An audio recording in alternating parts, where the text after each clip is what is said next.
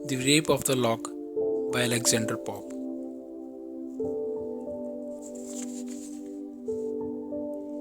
इस नज़्म के आगाज़ पर बेलिंडा एक खूबसूरत और दौलतमंद नौजवान औरत सो रही होती है। एरियल इसका सरपरस्त सिर्फ यानी हवा की परी इसकी निगरानी करता है और इसे एक ख्वाब भेजता है जिसमें इस बात पर रोशनी डाली जाती है कि नेक नौजवान ख़वातीन की हिफाजत के लिए इस सिल्फ का किरदार क्या है। हालांकि बाज़ औक़ात वो ये कहते हुए ज़ोर देता है कि सिल्फ्स इस पर काबू पा सकते हैं, वो किसी भी बशर की हर कार्रवाई को कंट्रोल कर सकते हैं या इन्हें परेशानी में डाल सकते हैं।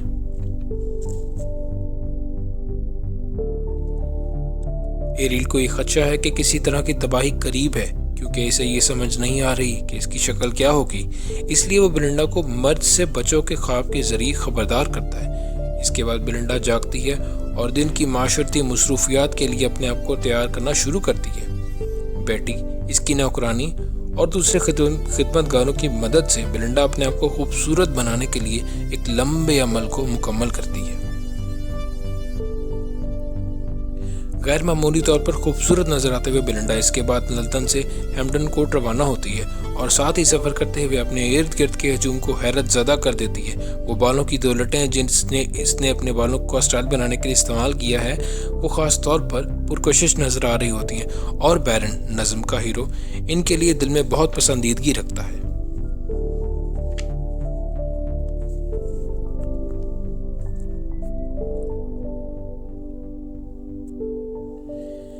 इसलिए वो इन लटों में से किसी एक को अपने लिए ताकत या चोरी के जरिए लेने का फैसला करता है।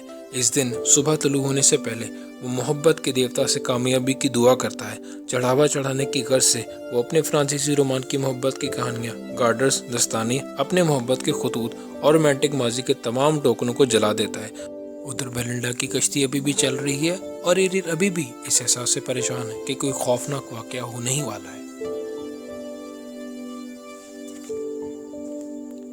वो सिल्फ्स की बहुत बड़ी फौज को हवा से तलब करता है और वाज़ेह करता है कि इसे लगता है कि किसी भी लम्हे तबाही मचने वाली है। हालांकि जो वहम और ख्याल इसे आ रहे हैं वो इंतहाई अहमकाना है कि ज़्यादा से ज़्यादा ये हो सकता है कि बेलिंडा अपनी इज्जत और आबरू खो सकती है।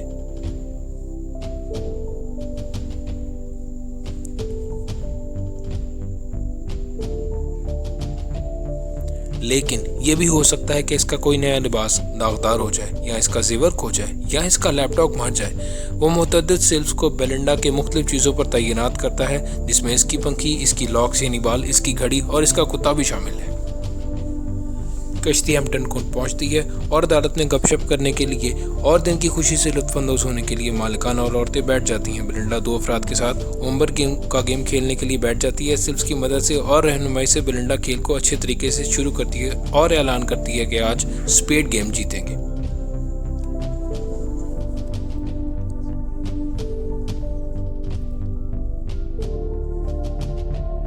मगर बैरन फौरी तौर पर मदाखलत करता है और खेल पर गलबा हासिल करना शुरू कर देता है और बेलिंडा को हराने की बहुत कोशिश करता है, मगर बिल्कुल आखिरी सेकंड में बेलिंडा खेल जीतने में कामयाब हो जाती है और फातिहाना अंदाज में इसका इज़हार करती है।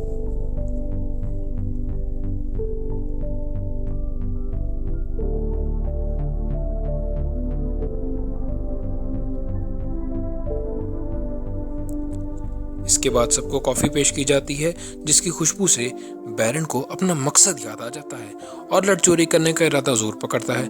क्लैरिसा इसे कैंची लाकर देती है। वो कैंची ऐसे देती है जैसे एक खातून लड़ाई के लिए किसी सिपाही को असलहे से लेस कर रही हो।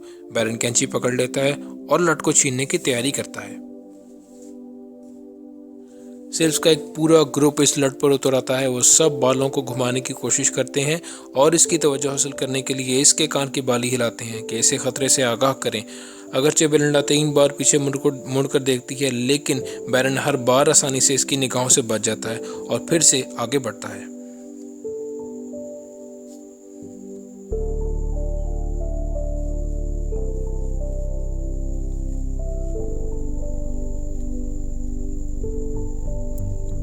एन इस वक्त एरियल बेलिंडा के अंदरूनी ख्यालात तक रसाई हासिल करता है और देखता है कि इसे ज़मीनी आशिक पसंद है।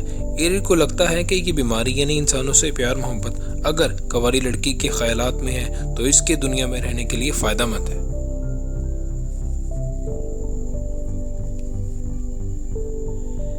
یہ دیکھتے ہی وہ اس حقیقت سے دستبردار ہو جاتا ہے کہ وہ اتنی پاک نہیں ہے جتنی اس نے امید کی تھی۔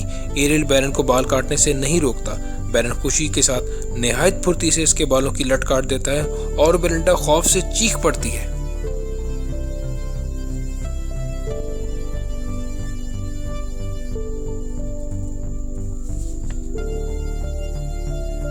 جب بیلنڈا گہرے دکھ میں اپنے ساتھ ہونے والی اس زیادتی پر غور کر رہی ہوتی ہے تو امبریل ایک اور پری ایک دوسرے علاقے یعنی سپلین کی غار میں چلا جاتا ہے۔ یہاں اس کو متعدد ناگوار چیزوں کا سامنا کرنا پڑتا ہے، جس میں وہ ہوا بھی شامل ہے جس کے بارے میں کہا جاتا ہے کہ وہ سر کے درد کا سبب بنتی ہے۔ بیمار فطرت اور برے اثرات پڑے ہوئے نظر آتے ہیں۔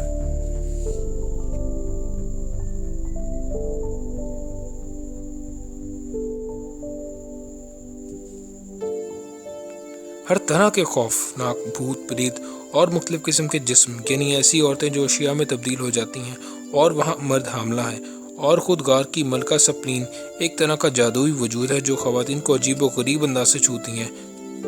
امبریل اسے بیلنڈا کو خفگی کی شرمندگی سے دوچار کرنے کو کہتا ہے اور وہ اس پر امبریل کو ایک شیشے میں خواتین کی آہیں، سسکیاں اور جذبات کی زبان کی ترشی، پگھلنے والا غم، بہتے ہوئے آنسو، خوف اور نرم طبیعت ڈال کر پیش کرتی ہے۔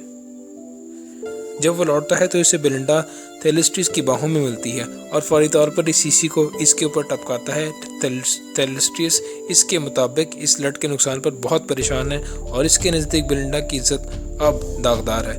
وہ اپنے حامی سر پلوم کے پاس جاتی ہے اور مطالبہ کرتی ہے کہ وہ بیرن سے مقابلہ کرے، جس کا اسے کوئی فائدہ نہیں ہوتا۔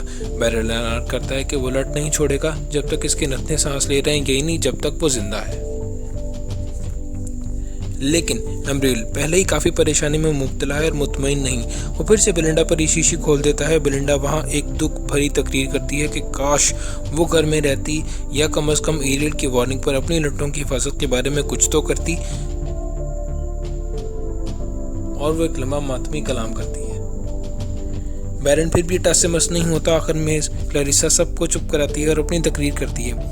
وہ بنیادی طور پر یہ بحث کرتی ہے کہ یہ ساری بحث بے وقوفانہ ہے۔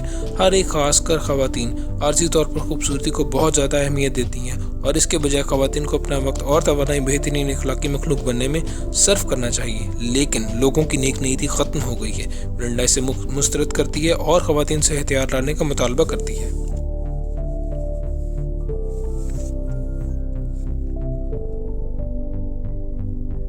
شائقین ریشمی سکارف اور خواتین کے ساتھ ہاتھ والے پنکھوں کے ساتھ ایک قسم کی مزاحیہ جنگ کا آغاز کرتی ہیں، جس میں امبریل کو خوشی ہوتی ہے۔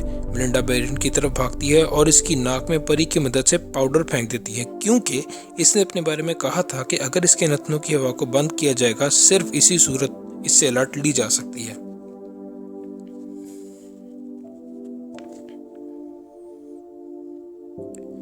اس کے بعد وہ اس کو اپنی سلائی نکال کر اسے دھمکاتی ہے۔ جواب میں وہ اسے بتاتا ہے کہ اسے موت سے ڈر نہیں لگتا، لیکن اس سے الگ ہو جانے سے لگتا ہے۔